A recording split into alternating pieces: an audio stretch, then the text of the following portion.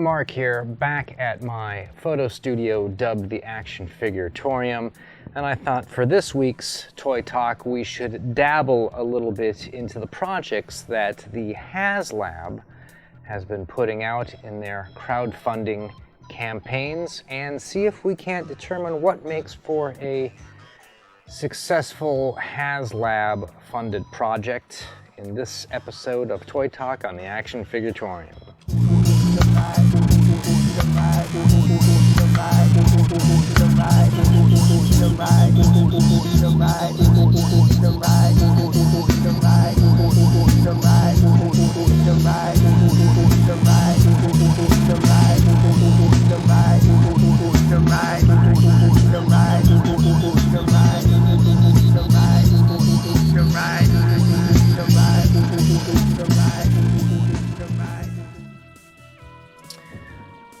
And here we are, back once again after that beautiful intro. So let's talk about the HasLab projects for a bit. And if you're tuning in and you don't know what HasLab is, it's a subdivision of Hasbro that is there to come up with these sort of larger-than-life toys and get them crowdfunded. Now, they don't use Kickstarter or Indiegogo, they use their own website, the Hasbro website, and this means they don't have to give a percentage to Kickstarter, Indiegogo. We're going to talk about that a little bit more at the end and what that means for future projects or projects in general. But I thought I would discuss the very first project that they put out because this is what would determine all other toy projects going forward. So the first thing they did was this, let's see it here, this Jobba sail barge. And this is scaled for the little 3.75 Kenner figures that came out in the 70s and 80s, also the size of G.I. Joes, the little guys that came out, not the 12-inch Barbie size ones. But this is the first thing they did, and these were originally $500 to back this. They needed 5,000 backers. They got 8.8 thousand backers, so it was a success, and because of this, right, it allowed these guys to do more projects. So what I'm claiming now, and this is not any Hasbro site, this is my own sort of like what I think the marketing guys are, you know, thinking in their heads when it comes to doing more of these, is that you need these three things to have a HasLab project that's successful, right? So the first thing is it requires a big adult collector fan base. Now, notice I didn't say big fan base, I said big adult collector fan base.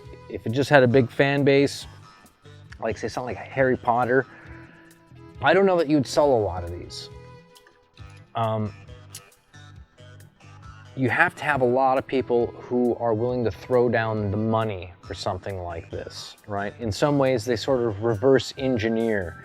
They say, if we have 5,000 people at $500 each, what could they get? And this is sort of what you come up with. So then the second thing on the list after a large adult collecting fan base is it has to be a large item. It has to be something worthy of that $500 price tag. It can't be some like little small $2.99 doodad. It's got to be something physically big so they can charge a big number.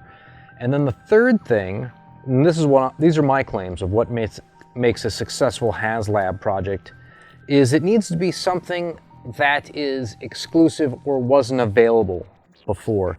So in the case of this this sail barge, right? This is a playset that Kenner never made. So to come out with this now for their vintage collection is it's kind of an elitist sort of thing. It's like you never really got one of these, so now if you paid the money, we will, we'll make one. And this is the three things for success: big fan base, large item, something that was exclusive. So if we go to some of the previous campaigns and test those out against this, we'll see how successful they are. Now this one was what they did next. It was a character called Unicron from the Transformers. For those of you who are unfamiliar with this guy, the original Transformers, which is called Generation 1, G1, was this TV show played in the 80s. And what they did is they had a movie came out, Transformers the movie, and in the movie all of the original guys die off in the beginning of the movie, and then they introduce new characters that become the rest of the movie. And from that point on, the Transformers TV show reflected that, and it was the sort of the next generation of toys and characters. And so the movie bridges the G1, G2, and this character here, who is voiced by Orson Welles in the movie, he was this concept where everything was a robot that turned into something else. So like, you know, a robot could turn into a car, or it could turn into a plane, or a dinosaur, or a train, or a tank, or something. And then they were like, well, what if we had a robot that could turn into a planet? Well, you would get this guy. You get this big, giant, weird thing. So Transformers collectors, specifically the old original G1 guys, is a big fan base, and that's why they had to pick this, because he's sort of like that end of, you know, he's in that that gray zone, but between the two. And so he was a good thing to pick as far as like going for a big fan base. Okay, large item, of course. Any robot that turns into a planet is going to have to it's going to have to be big. And then this is supposed to be something that you couldn't get before. Now there have been several Unicron action figures made. I used to see the cheap version of this, which was about 14 inches, 10 to 14 something in there, at the Goodwill by my house all the time. Used ones, missing parts and pieces, and not a lot of money. The thing is they were just a big giant hunk of plastic. It wasn't like a really cool giant puzzle. It was just a big hunk of plastic. It didn't really turn into anything. And I always thought, like, man, this would like cost so much to ship. It's really not even worth owning. I wish I would have picked one up at just, you know, to like even turn into a lamp or something like that. But they've made these at different sizes, and in fact, there's some boutique ones about this size. I think they're called Cell 01, and I don't forget the exact name of the company that makes it. But this is not a unique thing, so I'm a little bit surprised to find that this, which they were asking for $575, got its backing of 10,000 backers out of 8,000 required, and that kind of blows my mind. And I wouldn't be surprised if maybe some mysterious forces kind of pushed it at the end. I don't know. It seems like even then a lot, but this guy is successful. He got made. I believe that these have shipped and people have gotten them. I think I've seen them in a few photos. I don't know. Might be cool. I think they're kind of dumb. So let's go to another campaign. Of course,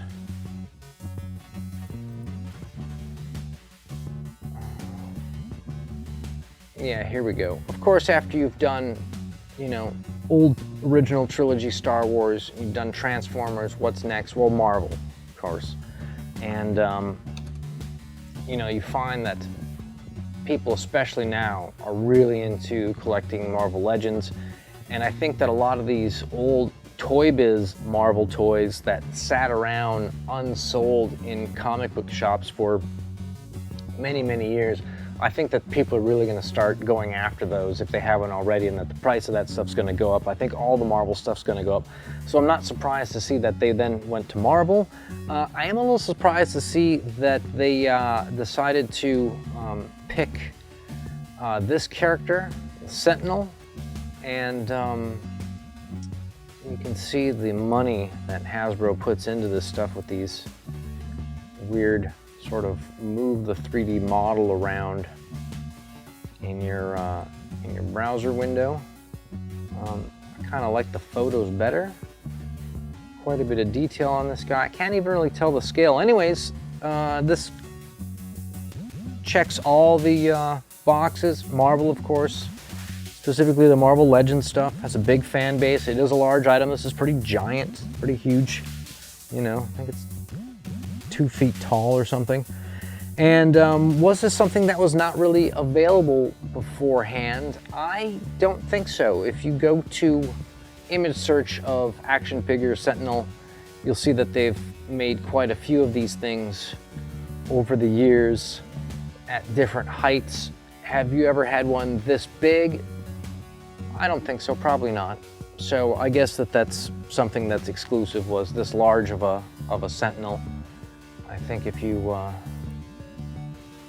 look at this, I think this is the new yada yada, and you know, this guy here is the one that HasLab is trying to sell you, and this is the one we got before, probably like Build-A-Figure. Who knows? I guess it's a cool exclusive thing. But this thing had to get 6,000 backers. It cleared it with 21,000, and the price was $349. So cheaper than the sail barge, cheaper than Unicron. This could have something to do with why so many people were able to buy it. It could also be that anxiety effect that I talked about previously in one of my videos, where I talked about how scalpers are causing anxiety of people who have to purchase the figure now or forever have to pay more in the future. By buying it now, I save myself $100 a few months from now, and if I want to sell it, I actually can make maybe $100 a few months from now, that kind of thing. It's actually forcing people to buy, and that could have been what drove this thing up. Could have been the price. It could have been a huge fan base. Maybe there is just a lot of Marvel Sentinel fans out there. I don't know a single one. I don't know who's buying this. I don't know. It's quite a debate, if you ask me.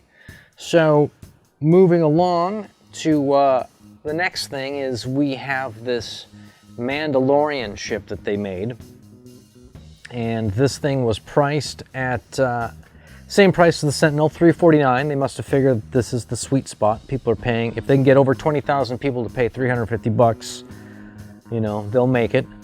And what's interesting about this is that that you need to realize that as far as toys go, right, Disney Star Wars, like the new Disney films with like Rey and the gang, that stuff's dead, right? That stuff has gone to machines that crush toys. That stuff is not coming back. People are not buying that. Anyone who bought it previously because, oh, it was a new thing and I collect anything Star Wars and I kind of like it, it's not enough of you. It's not coming back. That stuff is gone. So they are going to keep making original trilogy stuff. They will make a few things from prequels. They'll do a Darth Maul, right? And you notice that they brought Darth Maul sort of into Clone Wars and then into some of the movies, because I think he was the only toy out of the prequels that sold in any significant amounts to where they figured that this is a character that has some legs as far as selling goes. So you're probably going to get Darth Mauls. You might occasionally get like a Yoda or something, but I guess he's really more Empire Strikes Back, original trilogy in that aspect. But you're not going to get anything Disney. Now, Mandalorian is a little bit different. People would say, well, this is Disney. It's not. These are the Lucasfilm guys, the people who are doing some of these new Clone Wars stuff, Bad Batch things that are coming out. That is the old Lucas guys who are still, they still have a cubicle. I don't know how they do it, but they still got a spot there. They're still allowed into the break room, and the Mandalorian is really a return to the Lucas strategy, the Lucas plan. Seems to be working, and Disney Star Wars doesn't have a choice, because if that's what's making money, then that's what they're selling. If people are buying Baby Yodas, guess what? They're selling Baby Yodas. That's the way it works. if people are not buying Jyn Erso, if they're not buying Rey, right? If they're not buying Finn figures, but they're buying Baby Yoda figures, well, guess what? We're now in the Baby Yoda business. So this is kind of more of that. This is sort of them figuring out what they can plunder from The Mandalorian. It's clearly got the big fan base because it's really the original trilogy fans who are coming out for this series. It is a large item. I mean, it's a ship. You know, it's supposed to be sort of the right scale to the figure, and I don't think this is a 6-inch guy. I think this is, I guess I could read it. I think this is more like vintage line, the little 3.75. And this is something that, as far as I know, they have not made a Mandalorian ship. They've actually been kind of slow at getting this merch out. I think they were maybe taken by surprise at the popularity of all of the characters and the figures and what you get out of the series. And I think it maybe needs even a little more time for people to watch it over and over again and sort of pick up on what the new tropes are, that sort of thing. But this hits all the marks there. You know, this is definitely something that wasn't, as far as I know, available. And for them to take it to HasLab, though, I think that is, I wouldn't say that that's necessarily a mistake. I'm a little surprised that this isn't something that they had in, obviously, with less deco, less sculpture, probably less parts, shrunken down quite a bit more, right? I get it, it wouldn't be the same product, but I could definitely see this going to retail, and it may be that this is going to retail in everything I described. And if there's season 3 of The Mandalorian and he has another one of these ships, for example, the reason why they liked the idea of him using the ship was that it was an old, antiquated, sort of off the books, you know, like it didn't have a serial number, that kind of thing, and it was just it was flying in a relic for different reasons, right? And if that's the case, then maybe there's some kind of a shipyard where there's a bunch of these things just sitting around, mothballed, you know, they sell parts off of them, and maybe he gets a new one, and it's the Razor Crest 2.0, and it, you know, looks very similar to this. Maybe it's gold colored, who knows. This could easily be something, though, that could just come out in like maybe the Black Series or vintage line with less deco, less parts, a $34.99 or $49 version for retail, you know, either up at the top or down below, bottom shelf, toy vehicle. So I don't necessarily know if this is cannibalizing their market when they put this out. I don't think it's going to stop those sales. I think what they did is they needed another win. They got one layup, they did another, they're like, okay, this is great, as long as we can hit layups, let's just pick all the layups, let's just go down the list, see what we can find that ticks these 3 boxes, and see if we can't ship it. Now there's one project that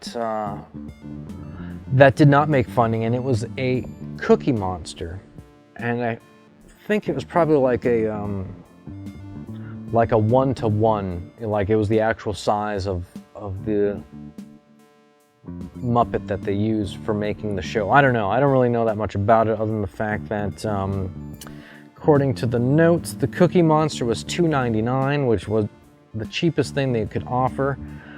They needed 3,000 backers and they weren't there. So it was definitely a large item. Was it something that wasn't available before? I don't know. I feel like there's been a bunch of Muppet stuff, and you know, it's really just kind of a furry pillow. Anyways, there's not much to collect about it. There's not a whole lot of art to these things. And I think the people that bought them were probably thinking, well, you know, this is the next Cabbage Patch Kids, I better get in early. But I think what it was lacking is the Cookie Monster didn't have the big fan base. I think the Muppets have sailed. I think they were at their height in the 80s after the Muppet Show, and then there was a couple of movies that came out, and those were pretty good. I think that they've run their course. There's just too much stuff out there at this point. They're not unique. They don't have the same kind of charm that they did. They're not as novel as they were. characters really aren't as memorable. Also, the guys who did the Muppets have kind of left the earth. They're kind of gone. So it's just now people who own the IP and they're trying to make money off of it. But I'm not surprised that the Sesame Street didn't make it. Big fan base, yes. Big collector base, no. Not surprised. So let's talk a little bit about then their active project. It's this guy. He's Galactus. I would have thought they would have did this guy first. This is not an unknown character. This is one of everybody's favorites. He is a Marvel character. Of course, they went back to Marvel the same way they went back to Star Wars, because they need more hits. And they know that there's the fan base. If the Sentinel did well, this should do well. Galactus is a character from the Fantastic Four who sort of shows up and he eats worlds. He drains them of their, I don't know, mana or something. And before he shows up, he has a herald who goes to the planet and tells all the people that Galactus is coming, and this is your chance to leave the planet. It's kind of, you know, the nice thing to do if you're a guy like Galactus. So that's who this character is. He's this giant being, and of course the Fantastic Four gotta, you know, I gotta take him out, that kind of thing, because they're not gonna let the Earth go down. And so it's a comic book character, and he's popular, but this is the latest thing that's currently running as of the filming of this video, and they have not hit their target of 14,000 backers. They have just under 12,000. They are asking, let's see how much, yeah, digital one, $3.99 for this hunk of plastic. $3.99 for this thing. They're not quite there. And it comes with some different heads. I don't know if they're shown or not. There was one that's like a zombie head. Yeah, there we go. You can see zombie head. I don't know what that's all about. It's got these hands that have, each hand has like 30 points of articulation. So this thing now has a total of 72 points of articulation. I personally think that this is really stupid.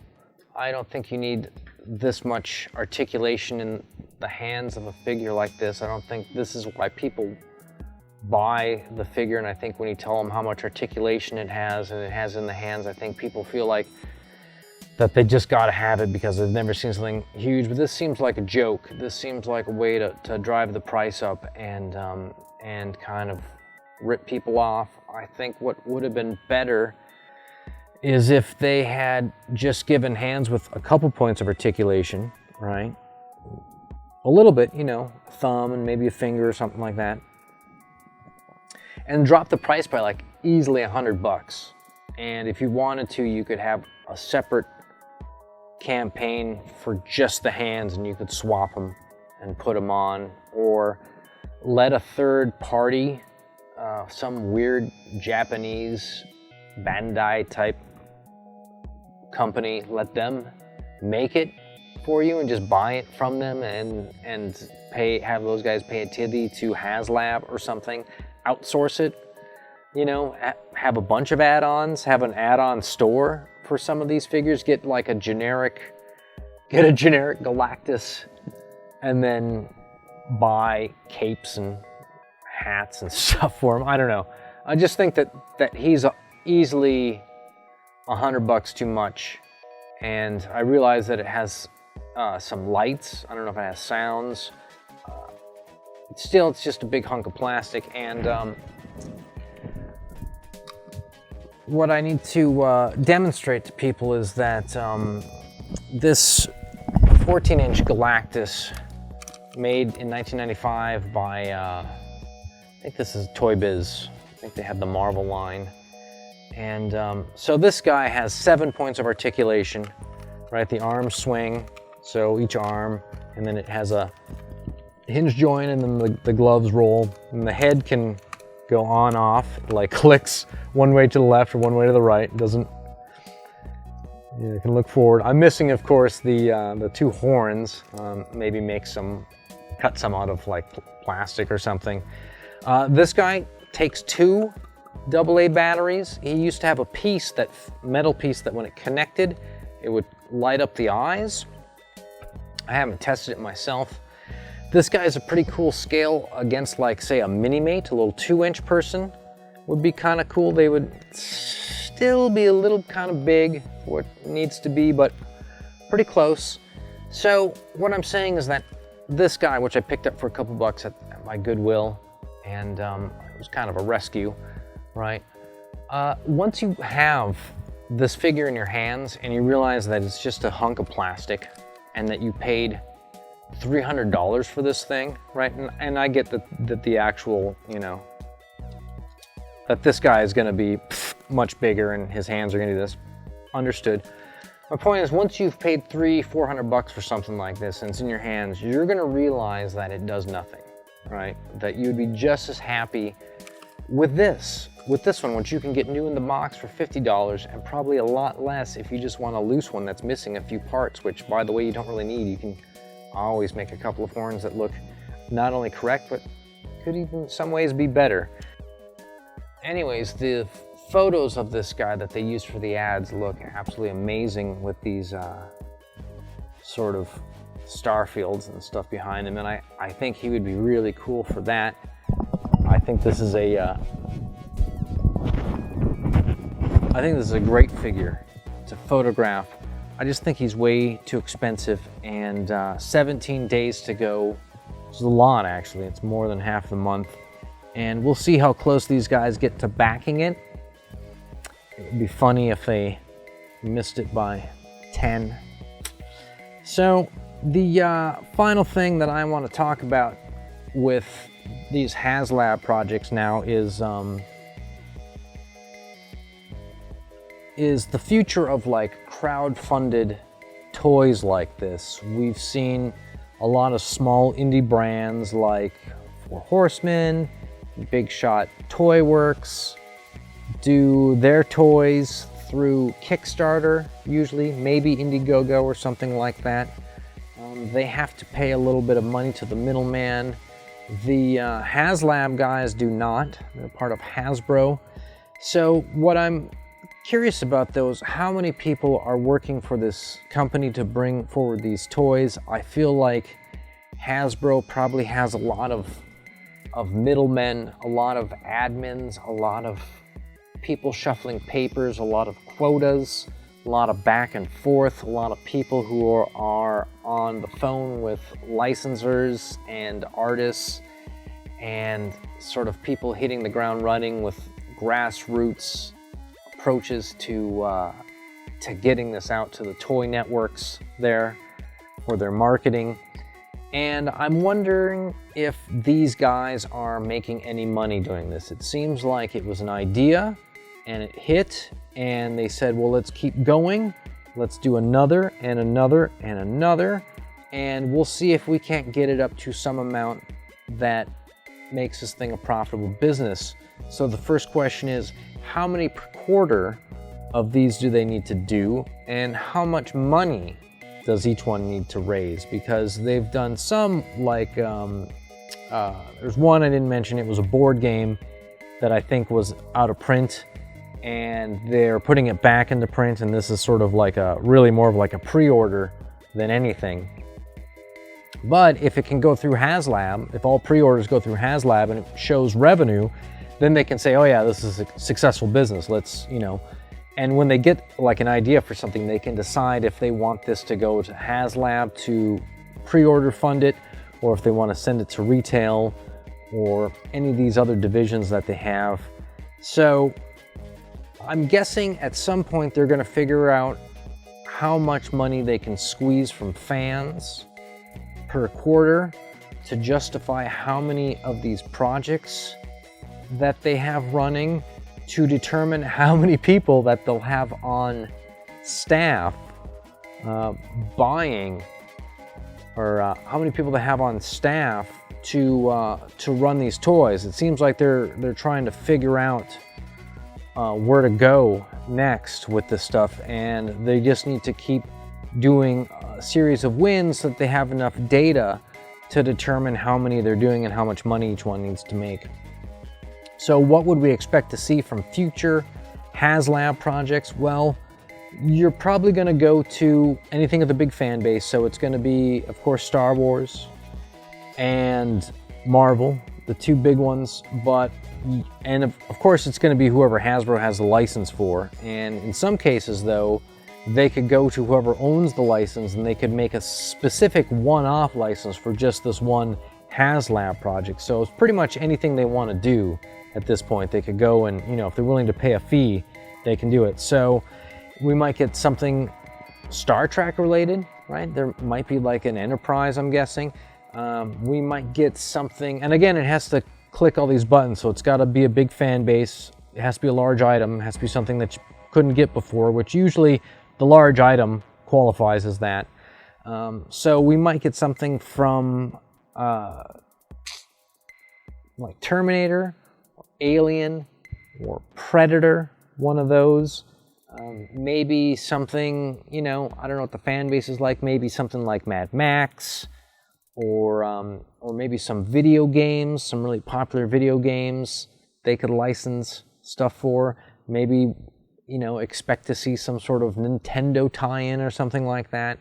Anything that they can find a new big fan base, but can also make a large item. And as far as large items go, it's almost at a point where it just has to kind of be a statue. I mean, that's what I think of like the Galactus thing. It's just a big giant statue.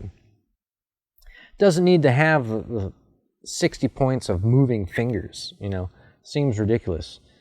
And you might actually start to see movie props or something. Maybe they do, you know, like the light-up briefcase from Pulp Fiction or something, or, you know, toys like that. So I wouldn't be surprised to see more things from HasLab, but it's going to be something that has to be super collectible people want to pay money for. It's going to have to be big, right? And it's going to be something that you couldn't get. So with that, we will catch you on the next one, and hope you enjoyed it.